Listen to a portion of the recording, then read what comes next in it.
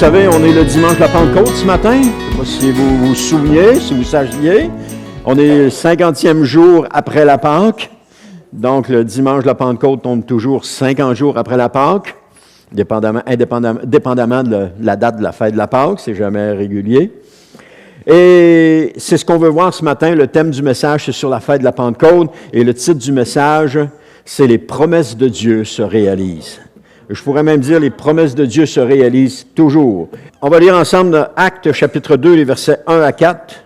Ils nous disent, quand le jour de la Pentecôte arriva, ils étaient tous rassemblés au même endroit. Tout à coup, un grand bruit survint du ciel. C'était comme si un violent coup de vent s'abattait sur eux et remplissait toute la maison où ils se trouvaient assis. Au même moment, ils virent apparaître des sortes de langues qui ressemblaient à des flémèches. Elles se séparèrent et allèrent se poser sur la tête de chacun d'eux.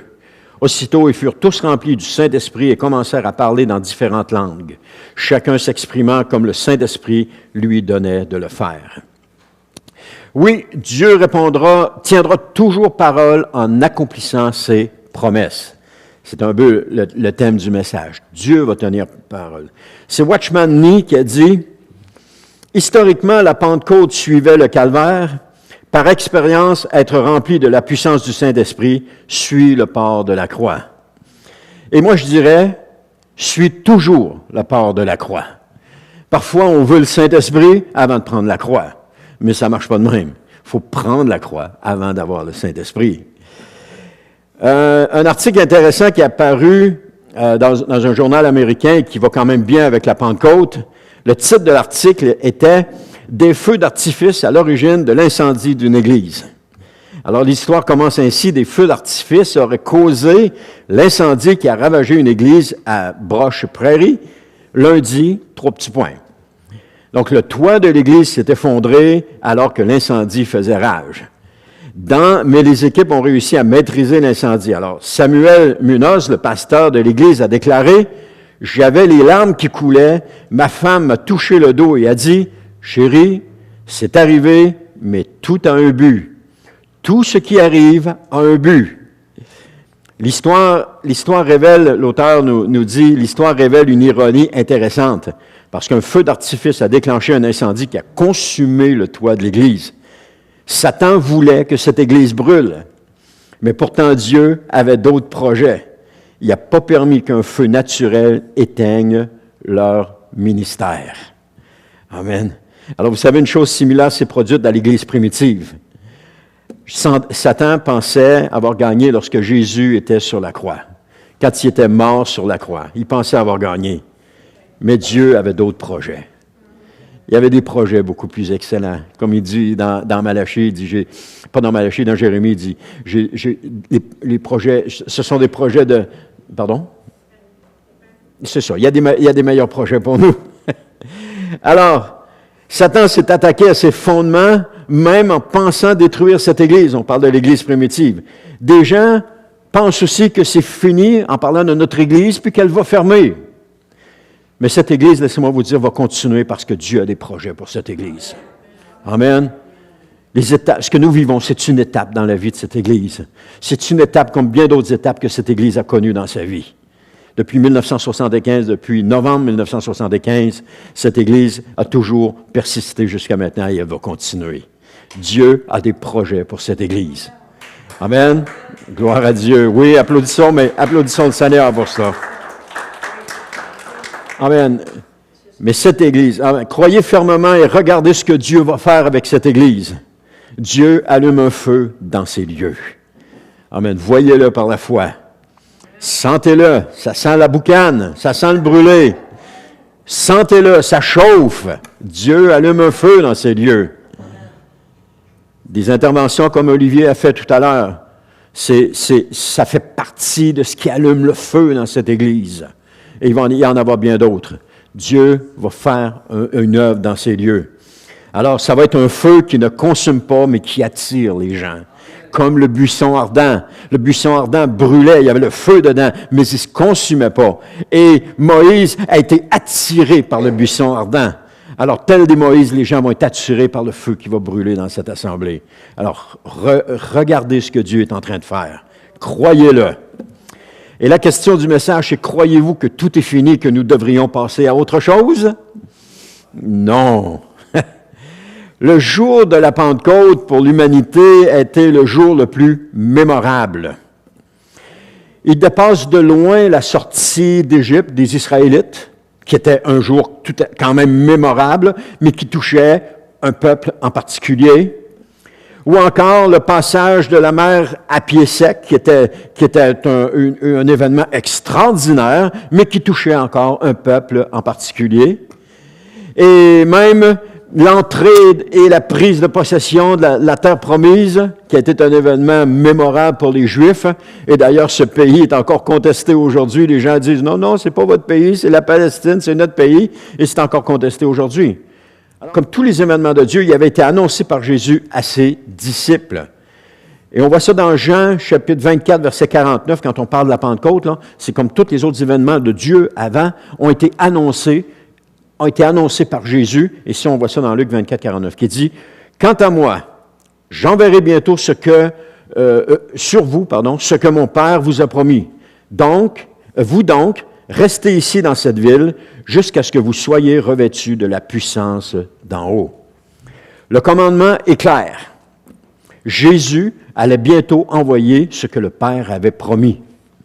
Il est en train de parler avec eux, il est en train de leur dire, restez là jusqu'à temps que ce soit envoyé. Et ensuite de ça, Jésus leur dit ça, avant d'être enlevé au ciel. Ensuite de ça, il est enlevé au ciel. Et qu'est-ce que les disciples font? Ils écoutent ce que Jésus a dit et ils vont attendre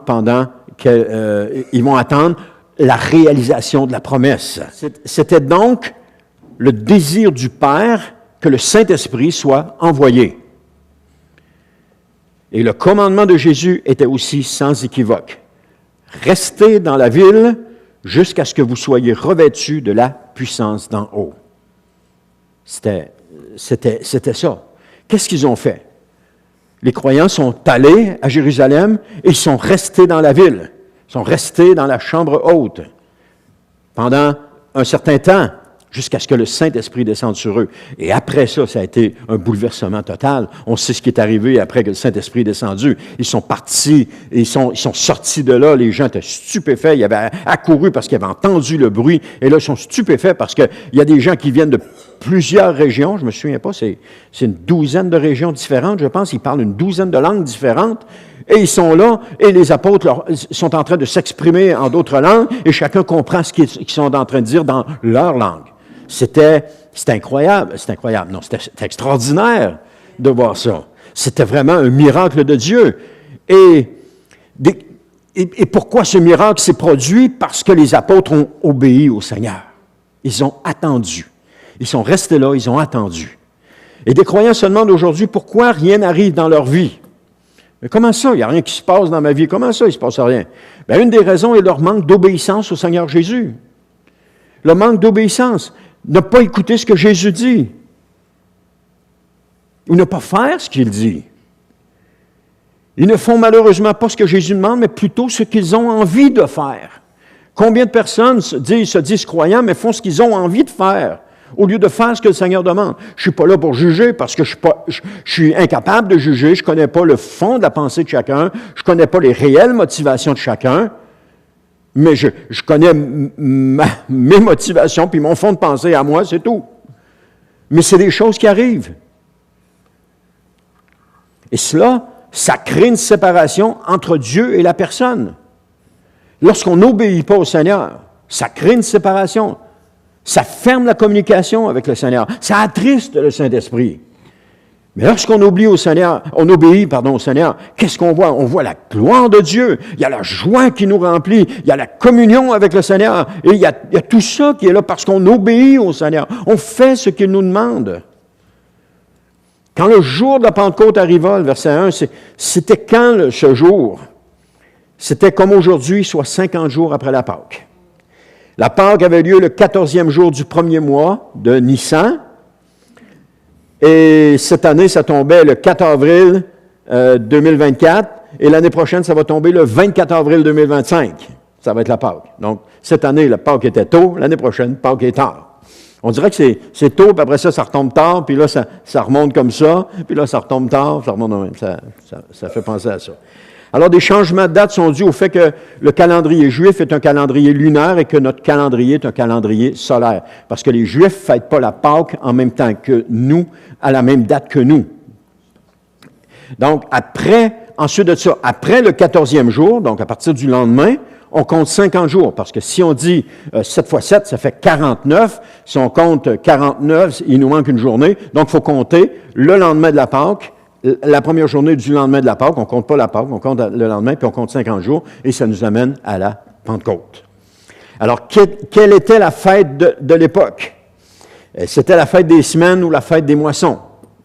Et celle-ci se fêtait 7 semaines, d'où le nom, après le second jour de la Pâque, cette semaine, comme je viens de vous parler, parce que 7 fois 7 fait 49. Aujourd'hui, dans le christianisme, la fête des semaines ou des moissons est connue sous le nom de la Pentecôte. Et pour les Juifs, c'est Shavuot. Et pourquoi y avait-il beaucoup de monde à Jérusalem ce jour-là? Parce que Shavuot était l'une des 3 fêtes de pèlerinage annuelles juives, où les Juifs de tout le pays devaient monter à Jérusalem. Et ce qui est intéressant, c'est particulièrement à cette fête-là, c'est que des Juifs étaient venus des Juifs de la diaspora, c'est-à-dire qui vivaient en communauté juive, mais à l'extérieur du pays d'Israël, vivaient dans le pays, étaient montés aussi à cette fête-là. Ils avaient fait un long voyage pour venir. Parce qu'à l'époque, c'était long. Hier, j'ai donné un exemple à la réunion de prière ici.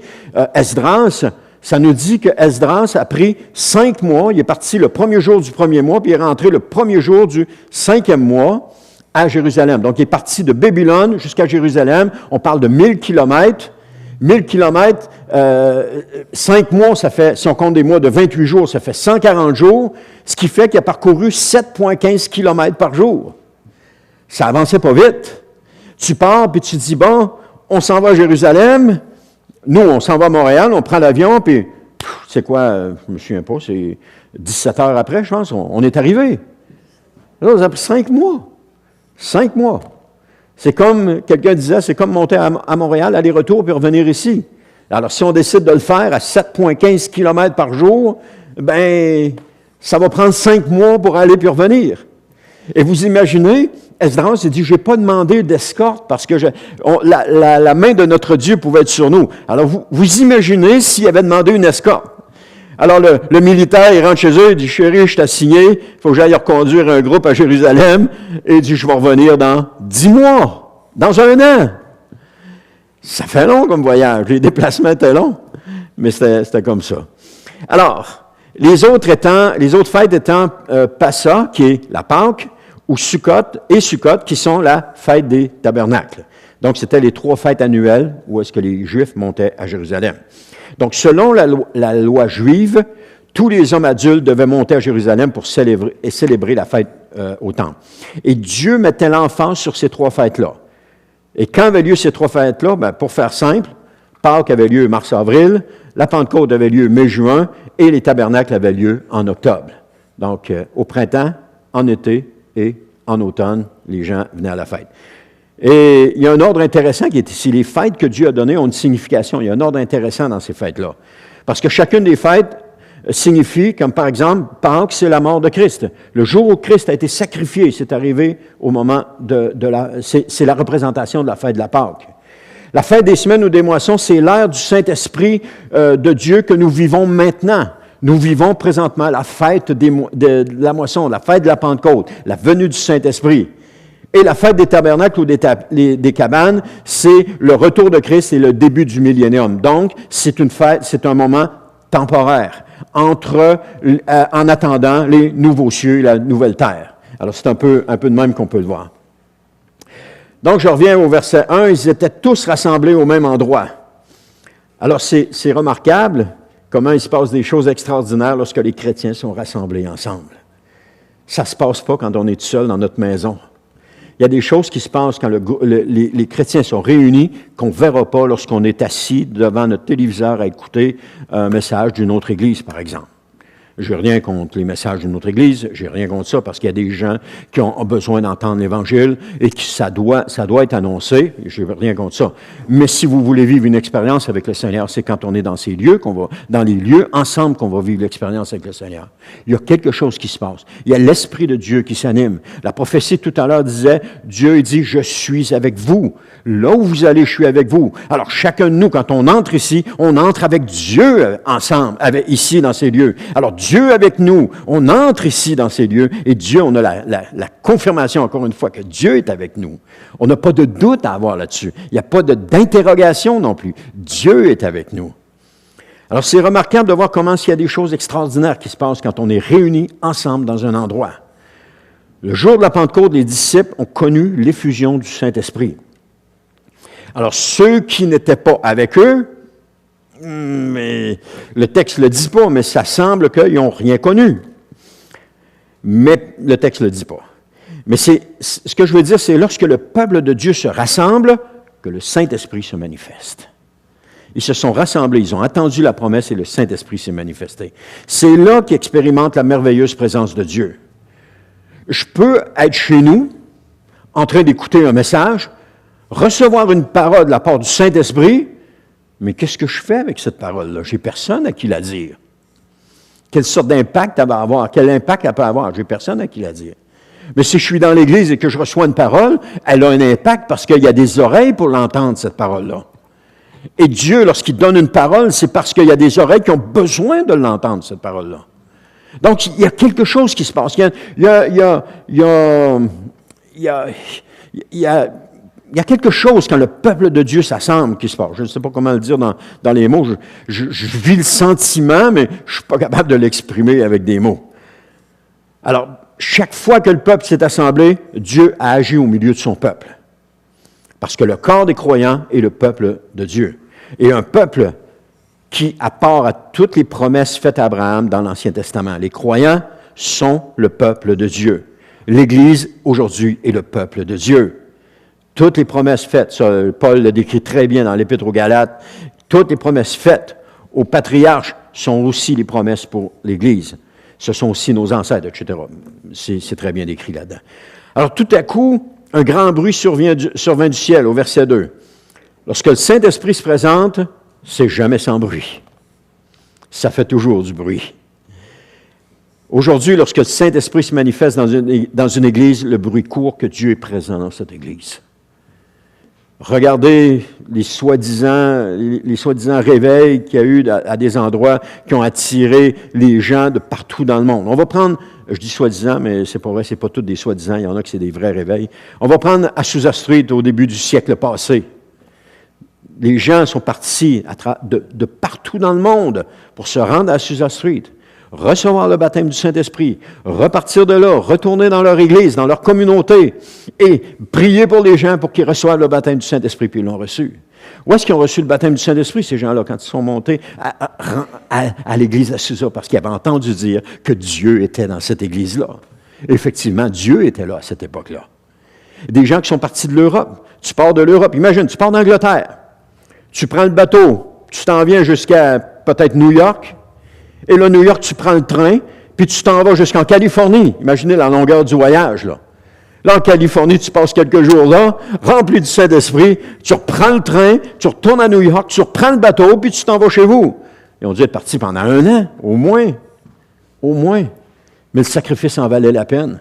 Parce que quand ils sont revenus dans leur église, ils ont transformé l'église dans laquelle ils étaient. Les croyants ont été remplis du Saint-Esprit. Ils ont commencé à quoi? Ils ont commencé à témoigner du nom de Jésus avec puissance. Le baptême du Saint-Esprit, c'est pas pour nous faire plaisir entre croyants. Le baptême du Saint-Esprit, c'est pour nous donner la puissance de partager le nom de Jésus aux non-croyants, d'annoncer l'évangile de Jésus. Ça nous donne cette puissance-là. Amen.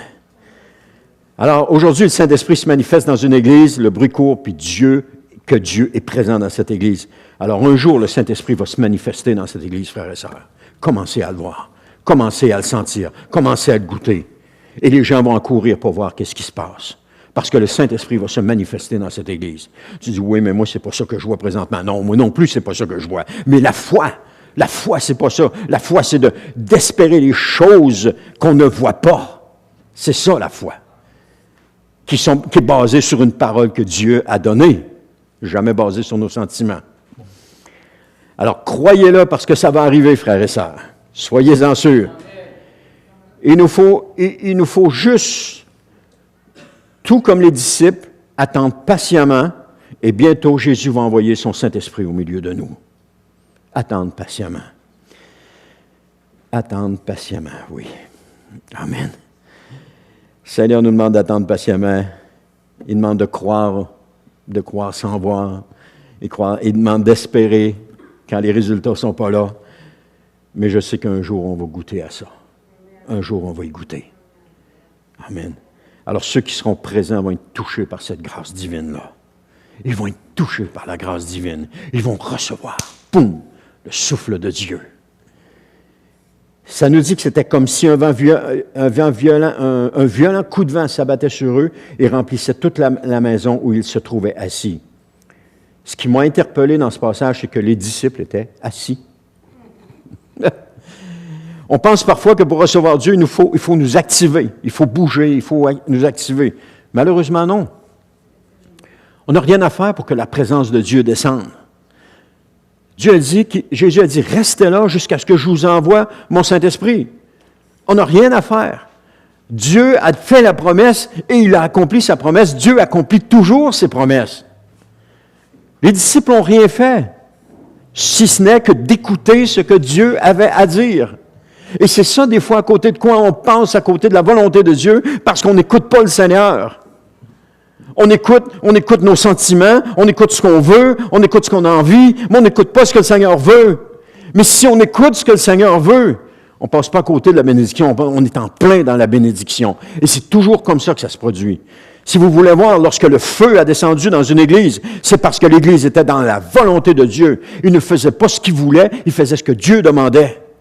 Parce que quand Dieu demande quelque chose, c'est pour amener sa présence, c'est pour amener son Saint-Esprit, c'est pour allumer le feu dans cette église-là.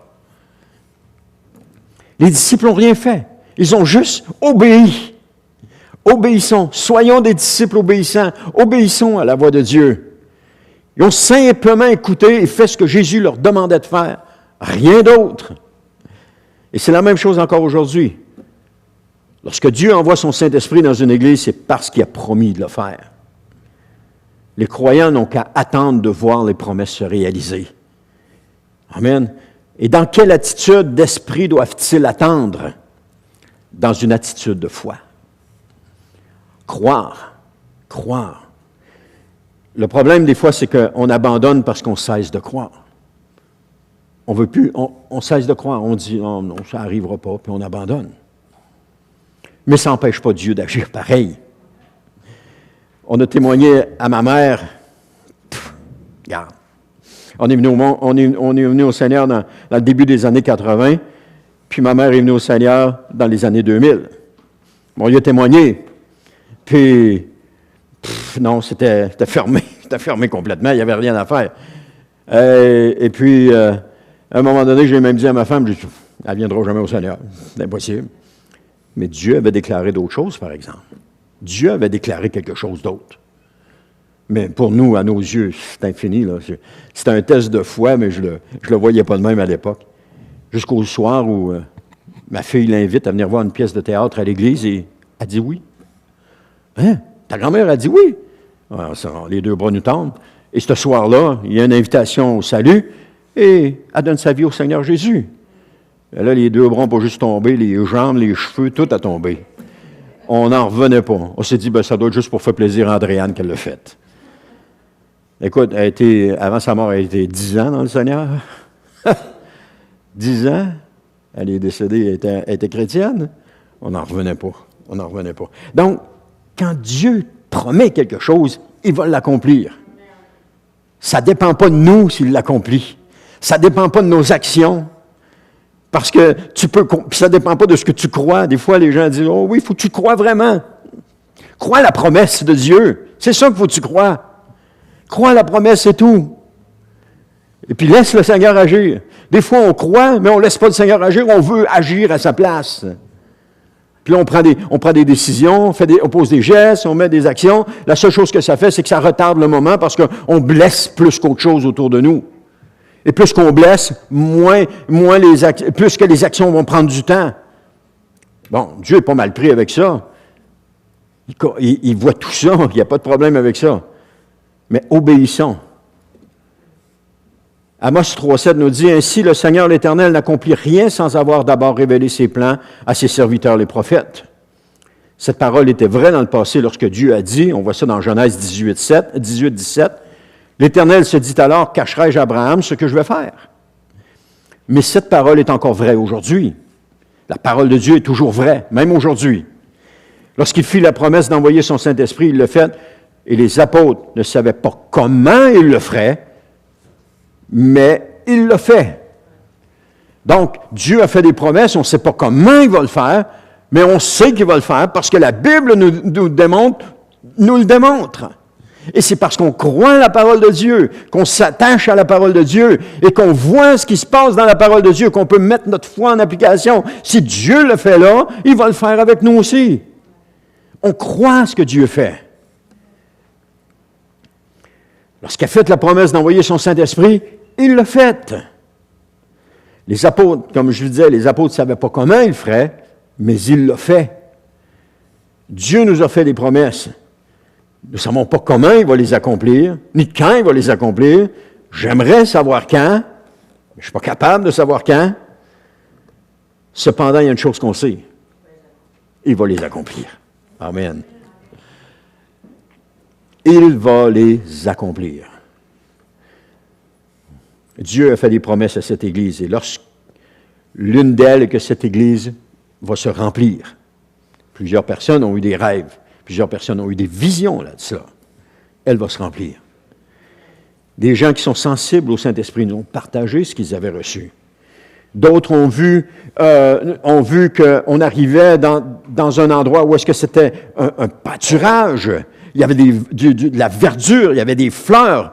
On arrivait d'une montagne de rocs et on arrivait sur le dessus. Ça, c'est des visions que des gens ont eues. Et tu arrives sur le dessus, puis là, en arrière, c'est de la roc, c'est sec. Mais sur le dessus, en bas, il y avait les prairies, il y avait la verdure, il y avait les arbres.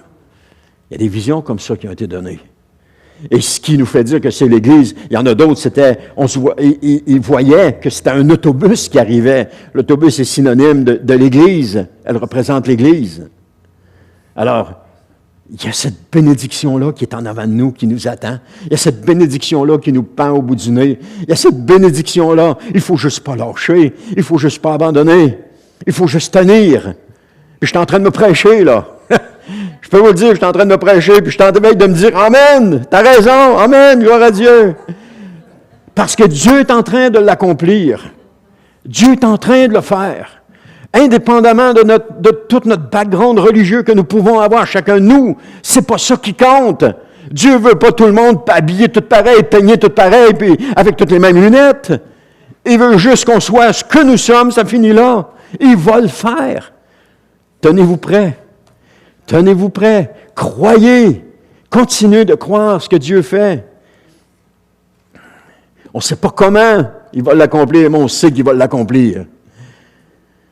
Parce que Dieu accomplit toujours ses promesses. C'est l'image que j'ai mise ce matin. Dieu accomplit toujours ses promesses. En plus de ça, au verset 3, ils virent apparaître des sortes de langues qui ressemblaient à des flammèches. Elles se séparèrent et allèrent se poser sur la tête de chacun d'eux. Ils étaient ensemble dans le même endroit et ils attendaient. On a vu ça. Hein? Alors, ceux qui ont quitté cet endroit ont passé à côté de la promesse de Dieu. Peut-être que tu en avais dans le groupe qui était là et qui disait « Ah, ben là, non, moi, c'est beau, là, attendre ici, tu n'as rien fait, je vais m'autant retourner dans mes affaires, puis ça va être correct de même. » Mais ils ont passé à côté de la promesse de Dieu, du Saint-Esprit. Alors, le Saint-Esprit, dans cette image-là, on voit que le Saint-Esprit est apparu comme une forme complète. OK? Une flamme de feu qui est descendue, une forme complète.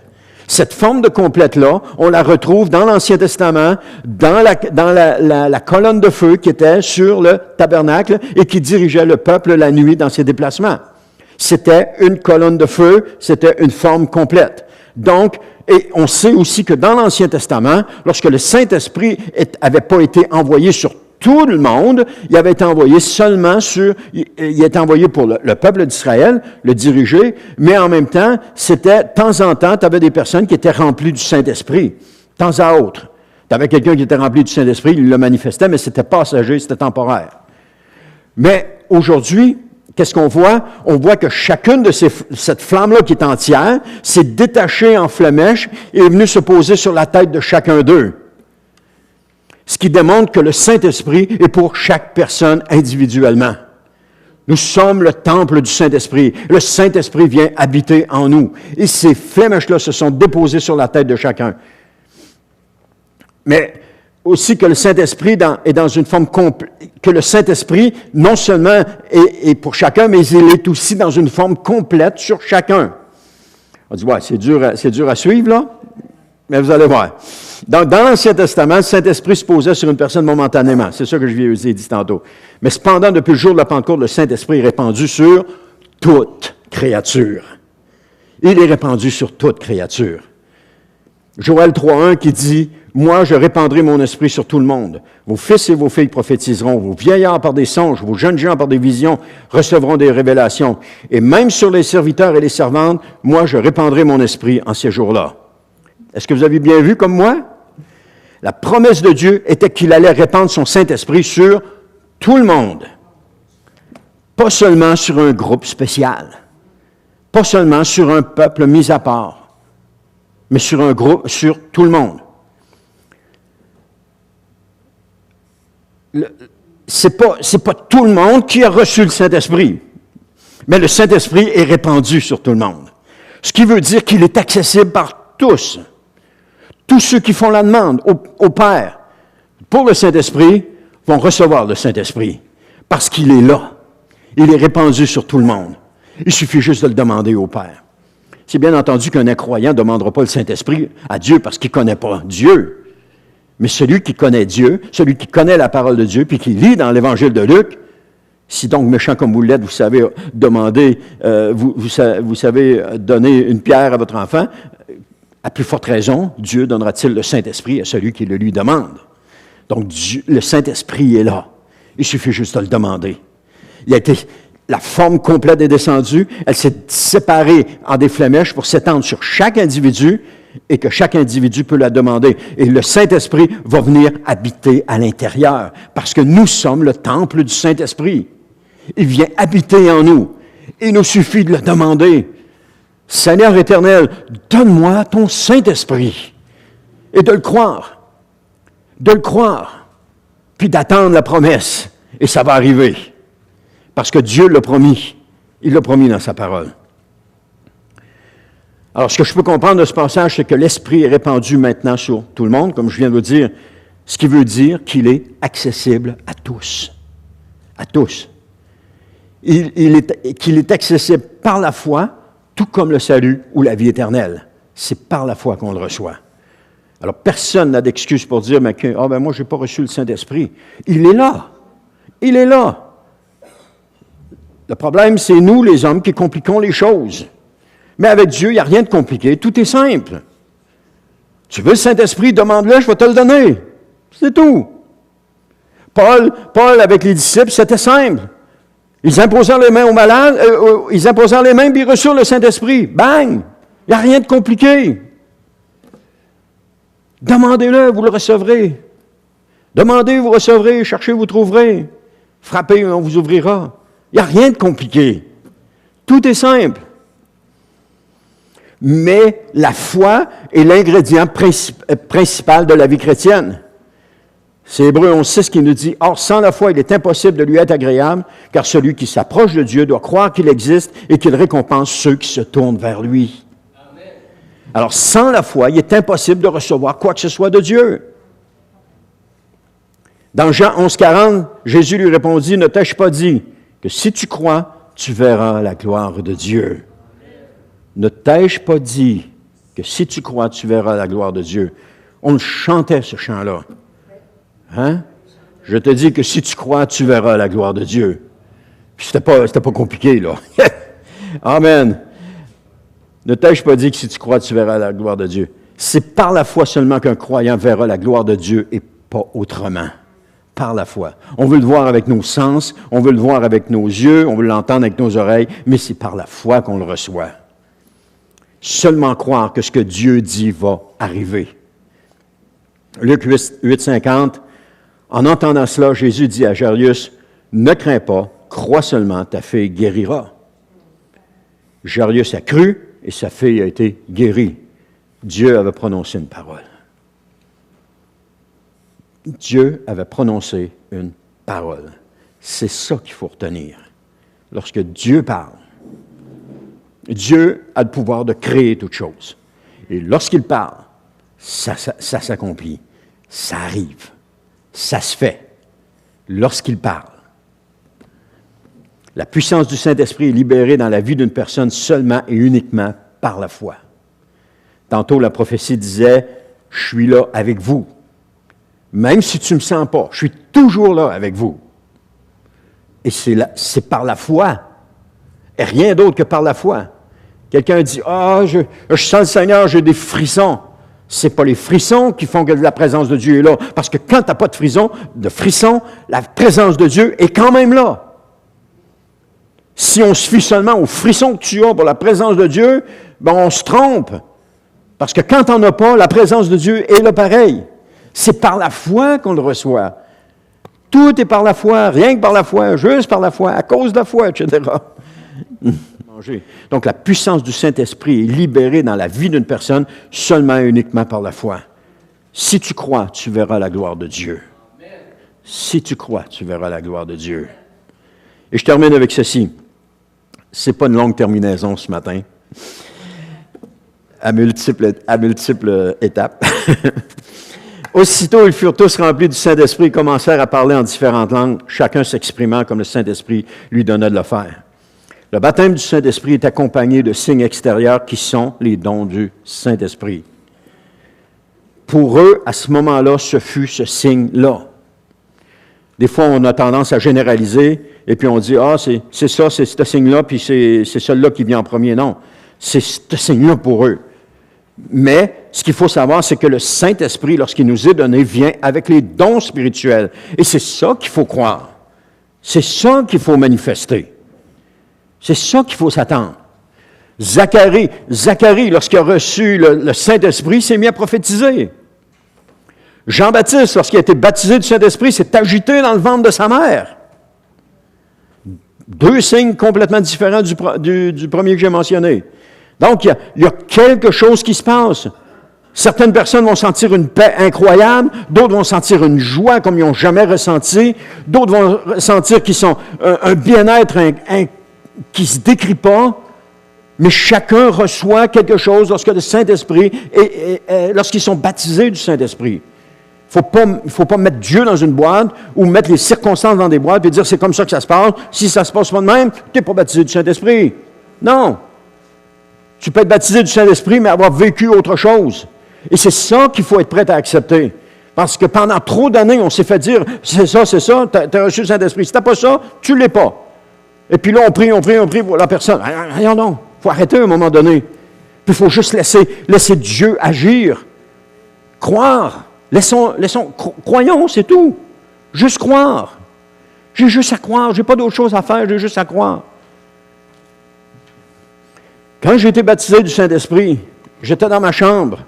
Je n'ai pas vécu ces affaires-là. Il y en a qui ont vécu des affaires que je n'ai pas vécues, mais je ne remets pas en doute ce qu'ils ont vécu. Ils l'ont vécu, gloire à Dieu. Mais moi, j'étais dans ma chambre, j'étais en train de prier, j'étais agenouillé à côté de mon lit. Ça devait être dans l'après-midi. Ça devait être un samedi après-midi parce que je ne travaillais pas. Puis mon épouse a travaillé dans un magasin, elle n'était pas là. Alors je prie, mais j'ai envie de faire un somme. Fait qu'après avoir prié, j'ai dit, je vais m'étendre un peu. Puis quand je me suis réveillé, il y avait quelque chose de différent. J'avais prié pour être rempli du Saint-Esprit. Il y avait quelque chose de différent quand je me suis réveillé. Et puis j'ai dit, je suis rempli du Saint-Esprit. Rien de plus que ça. Rien de plus que ça. Puis je comprends que Dieu ait agi comme ça avec moi. Parce que j'avais tendance, j'ai encore tendance, à me péter les bretelles aux yeux des autres. Dire, hey, j'ai été baptisé du Saint-Esprit, tu ne sais pas ce qui m'est arrivé. J'ai tombé dans une marmite d'eau pleine de n'importe quoi. Et puis là, moi, j'ai vécu une expérience que vous n'avez pas vécue. Non, je ne pouvais pas me vanter de ça. Parce que je me suis réveillé en disant, oh, il y a quelque chose de différent. C'est tout ce que je pouvais dire. Le Seigneur savait ce qu'il faisait avec son serviteur. Il savait, il nous connaît. Et je sais que cette fois-là, j'ai été rempli du Saint-Esprit. J'ai entendu des témoignages de personnes, si on se fie à ce qu'on nous a toujours appris, ils ne sont pas remplis du Saint-Esprit, ça ne se peut pas. Mais non, ils le sont. C'est juste que c'est différent que ça s'est passé. La flamme est individuelle, elle se pose sur la tête de chacun. Les 120 dans la chambre haute ont tous vécu quelque chose de différent à ce moment-là. Parce que chacun de nous, on est différent. Et notre façon de voir est différente, notre façon de comprendre est différente, notre façon, on ne peut pas tout faire, tout mettre tout le monde à la même place, puis faire la même chose, puis dire, tiens, c'est tout le monde comme ça. Pourquoi est-ce que ça a été pour eux à ce moment-là le signe qu'ils ont reçu? Bien, une des choses, c'est qu'il y avait des gens qui venaient de toutes les régions et qu'ils avaient besoin de voir la gloire de Dieu manifestée.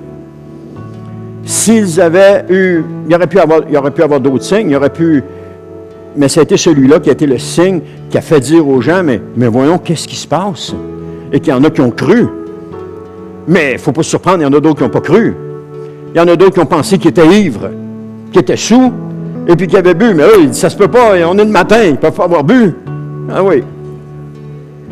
Mais aussi pour une raison. C'est dans 1 Corinthiens 12:11, ça dit que le Saint-Esprit distribue son activité à chacun de manière particulière, comme il le veut. Chacun de nous, on reçoit quelque chose du Saint-Esprit pour manifester ensemble. Tantôt, je vous ai dit, lorsque le peuple de Dieu se rassemble, il y a quelque chose qui se passe. Mais si le peuple de Dieu était obéissant au Seigneur, ce qui se passe sera encore plus grand. Parce que le Saint-Esprit distribue les dons à chacun comme il le veut. Il y en a un qui a un message en langue, un autre à l'interprétation, un autre à une prophétie, un autre à un don de guérison, un autre à le don de la foi, un autre. Tous les dons sont là. Mais nous n'obéissons pas. On est là, puis, c'est-tu de Dieu, c'est-tu pas de Dieu? Tout d'un coup, je me trompe. On s'en fout si tu te trompes. On s'en fout. Parce que tu ne te tromperas pas. C'est de Dieu. Le Saint-Esprit répand ses dons. Et si ça ne l'est pas, tu vas le savoir que ça ne l'est pas. Dieu va te le montrer que ça ne l'est pas. La première fois, j'entendais les gens prophétiser dans l'Église, puis je me disais, c'est pas pour moi. C'est pas pour moi, c'est pas pour moi, non, c'est pas pour moi. De toute façon, toutes les fois que j'entends quelque chose, la première fois, je me dis toujours, c'est pas pour moi. Mais là, c'est pas pour moi. Alors, à un moment donné, on a un pasteur, il s'appelait Richard Bastien, il fait une prédication sur la prophétie. Et puis là, pendant tout le temps qu'il fait la prédication, je lui dis, c'est pas pour moi, c'est pas pour moi, c'est pas pour moi, c'est pas pour moi. Quelques mois après, il revient encore avec une prédication sur la prophétie. Mais là, mon attitude est différente. Le Seigneur avait fait son œuvre. Ça a été, mais tout d'un coup, c'est pour moi. Alors là, ce que j'ai fait, j'ai commencé à demander au Seigneur, Seigneur, donne-moi une parole. Donne-moi une parole pour les gens. Et là, le Seigneur me donnait une parole. Là, je suis venu. Là, tu veux pas que je la dise? Là, il y avait un combat. On était dans la louange, puis il y avait tout un combat. Là. Tu veux pas que je la dise? Là. Tout le monde chantait, mais moi, j'étais en combat. Non, tu veux pas que je dise ça? Ça n'a pas de bon sens, c'est pas ça que tu veux que je dise. Non, là, je peux pas dire ça, je peux pas dire ça.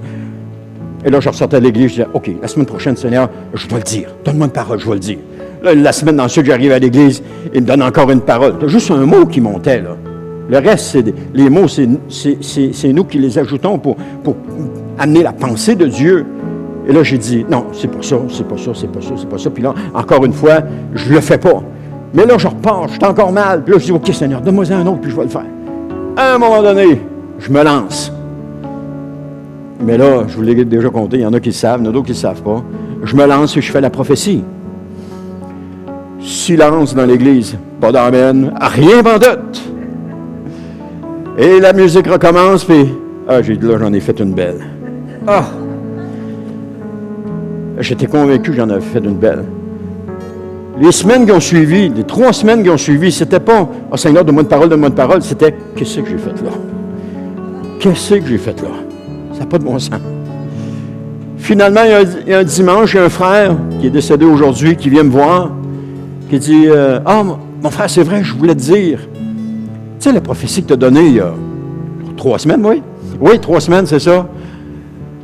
Il dit, ça a parlé à telle sœur, puis il dit, c'était vraiment pour elle. Là, ça m'a libéré, puis là, j'ai fait la chose. La parole que j'ai reçue, la parole que j'ai donnée, le message qui a été reçu par elle, puis qui l'a touché. Là, j'ai dit, c'est ça. Alors, qu'est-ce que vous pensez que je faisais? À toutes les fois que j'arrivais à l'église, je disais, Seigneur, donne-moi une parole. Puis, Seigneur me donnait une parole. Je disais la parole. J'étais en feu, là. Même que le pasteur, à un moment donné, il dit, on va réunir tous ceux parce qu'il y avait moi, puis il y en avait d'autres. Il dit, on va réunir tous ceux qui donnent des prophéties, puis il dit, on veut savoir comment ça se passe, puis etc. Fait que je me retrouve avec le pasteur, puis avec 2 autres personnes, puis on est en train d'expliquer comment est-ce qu'on reçoit les mots, puis c'était pareil. On recevait la même chose de la même façon, c'était pareil. Et puis, pendant cet épisode-là, à toutes les semaines, j'avais une parole, ou à peu près. Et là, il y a des gens qui arrivaient dans l'église, là. Je ne les connaissais pas. Je ne savais pas c'était qui. Et puis, je donnais les paroles que le Seigneur me donnait, puis j'y allais avec ça, puis je les ai bénis, ces gens-là, c'est incroyable, mais je ne savais pas que je les bénissais. C'est par après que je l'ai su. Parce que si je l'avais su que je les bénissais, je me serais enorgueilli de cela. Mais c'est par après, parce qu'on a lié d'amitié avec certains. Et puis, il y en a un qui dit, t'as pas idée comment tu nous as parlé quand on est arrivé dans l'église. Alors, j'ai dit, je ne sais pas comment je vous ai parlé. C'est toi qui me le dis, parce que j'ai aucune idée comment j'ai parlé. Je le parlais. Le Seigneur se servait de moi pour leur parler à eux ces dimanches-là. Dimanche après dimanche, après dimanche, après dimanche, ils recevaient. Et moi, je donnais, parce que je disais, Seigneur, donne-moi une parole pour eux autres. Et quand j'arrivais dans le louange, j'étais concentré juste une chose. Seigneur, donne-moi une parole, j'ai une parole, Seigneur, donne-moi une parole. Je chantais pas, je chantais, donne-moi une parole, c'est ça. Et là, il y en avait une qui montait, puis, oh, alléluia, alléluia. OK, faut que je la donne. Ah, comment? OK, c'est le temps. Non, c'est pas le temps. Oui. Puis après que je l'avais donné, oh, mais je te remercie, Seigneur, c'était tellement bon. Oh, gloire à toi. Touche-les, Seigneur, touche les gens par cette parole. Alléluia. Je chantais pas, je louais pas. J'étais concentré seulement sur ce que le Seigneur voulait. À un moment donné, j'ai commencé à dire au Seigneur, dans la semaine, donne-moi une parole pour quelqu'un à l'église. Et là, il y a des paroles qui ont commencé à venir. Et là, j'allais voir la personne avant l'église. Je disais, j'ai une parole pour toi.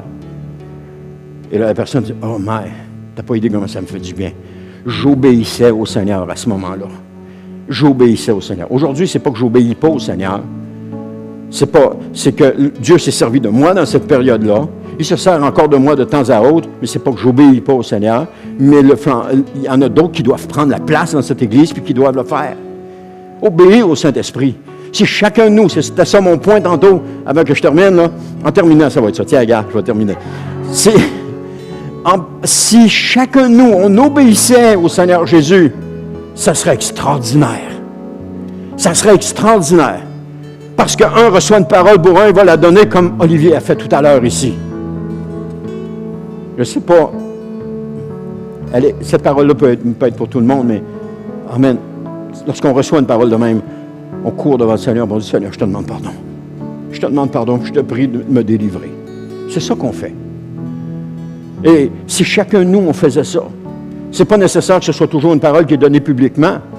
Parce que j'ai vu Olivier partir, aller voir quelqu'un d'autre, puis il y avait quelque chose pour quelqu'un d'autre. Amen. Ça peut être ça aussi. Que c'est donné à quelqu'un en particulier. Écoute, j'ai reçu une parole pour toi. Mais quand quelqu'un nous donne une parole, il faut avoir une attitude de dire, ben, s'il se trompe, c'est pas grave. C'est pas grave.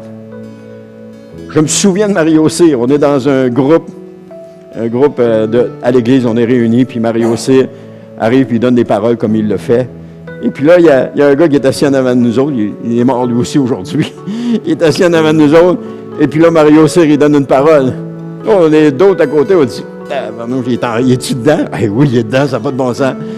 L'autre, après, il se retourne d'abord, puis il vient nous voir, puis il dit, c'était rien, ce qu'il a donné, ça n'a même pas rapport. Hein, ça n'a pas rapport. Hey, c'est en point pour toi, ça. Pas en tout, ça n'a pas rapport, c'est même pas moi. Il était dans le champ complètement. Il ne l'a pas vu. Il ne l'a pas vu. Mais Mario Cyr était assis à la coche en lui donnant cette parole-là, puis l'autre, il voyait rien. Pendant lui, tout ce qu'il voyait, c'était que Dieu, c'était pas Dieu qui parlait à travers ça, puis que c'était n'importe quoi. Mais, des fois, je ne sais pas pourquoi je vous dis ça, mais des fois, on peut penser que c'est pas pour nous, on peut penser que c'est pas nous, mais Dieu va faire une œuvre si on se met en action. On parle des ministères, on parle de servir. Mais si on se met en action dans l'Église, Dieu va faire une œuvre. Si on bouge dans le spirituel, bouger dans le spirituel, ça veut dire bouger avec le Saint-Esprit. Ça n'a pas besoin d'être flamboyant, ça a juste besoin d'être naturel. Juste d'être naturel. Seigneur, je me mets à ta disposition ce matin. Sers-toi de moi. Dis-moi ce que tu veux que je dise. Montre-le-moi. Et puis on rentre avec ça, puis on laisse le Seigneur agir. Ah, peut-être qu'il n'y aura rien.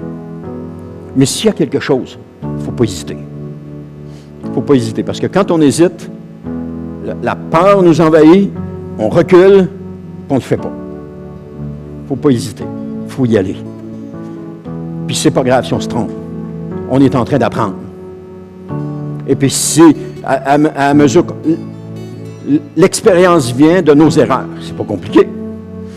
J'ai des poules chez nous. Et puis je fais des affaires, puis je m'aperçois que, non, je ne devais pas faire ça. Je me suis acheté deux poules noires cette semaine. J'en ai déjà 10. J'en ai acheté 2 noires. J'en ai des brunes, des blanches. J'en ai acheté 2 noires. Puis là, je dis à quelqu'un, j'ai dit, c'est pas compliqué.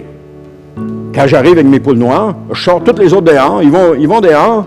Je mets les 2 noirs dans le clos. Puis quand les autres arrivent, parce que ça, je l'ai fait une fois, ça a marché. Quand les autres arrivent, coudonc, ils étaient avec nous autres. Ils n'ont juste pas sorti. Puis là, ils sont là. Mais là, c'est pas ça qui s'est passé, là. J'arrive mardi matin, je pense, pour aller porter l'eau puis la nourriture. Et il y en a une, ils se font des trous. Hein. Elle a la tête rentrée dans un trou, puis elle ne bouge plus. Puis là, de temps en temps, il y en a une qui passe, puis elle picosse, puis elle s'en va. Il y en a une autre qui vient, puis elle picosse. J'ai dit, ils vont la tuer.